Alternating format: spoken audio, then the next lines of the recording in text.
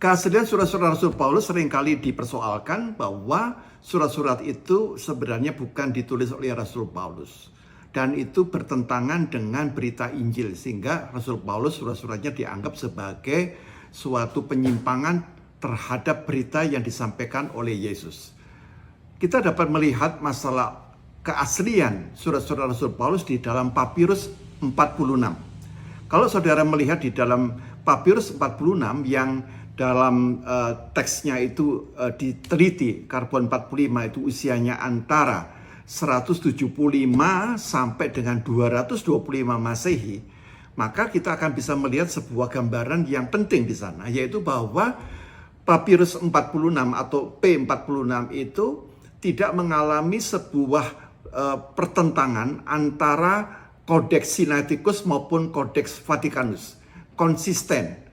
Dan konsistensi ini bagian yang paling mendasar karena berita yang di dalam Injil ataupun di dalam Rasul Paulus sama tentang ketuhanan Yesus. Misalnya di dalam 2 Korintus pasal yang keempat ayat 5. Di dalam 2 Korintus 4 ayat 5 menurut P46 itu jelas sekali.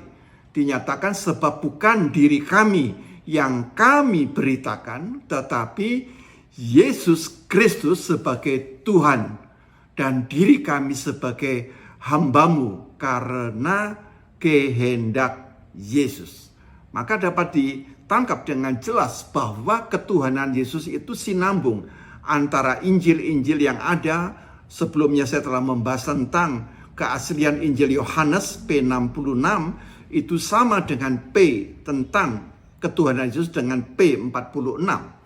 Dan itu poin yang kuat sehingga Rasul Paulus hanya menyalurkan ide-ide atau gagasan teologis yang penting tentang siapakah diri Yesus. Misalnya di dalam Filipi pasal 2 ayat 6 sampai dengan ayat 11, Kristus Yesus yang walaupun dalam rupa Allah tidak menganggap kesetaraan dengan Allah sebagai milik yang harus pertahankan, melainkan ia mengosongkan dirinya dan mengambil rupa sebagai seorang hamba. Dalam keadaan sebagai manusia, ia taat bahkan taat sampai mati. Bahkan sampai mati di atas kayu salib. Maka jelas sekali bahwa Yesus disalibkan. Lalu mengapa bisa orang yang tidak pernah ke Israel, tidak mempunyai bukti, lalu mengklaim bahwa Yesus tidak disalibkan? Kita harus berpegang pada data-data sejarah, bukan kepada opini atau asumsi pribadi yang tidak mempunyai dasar historis atau dokumen-dokumen sejarah yang menguatkan.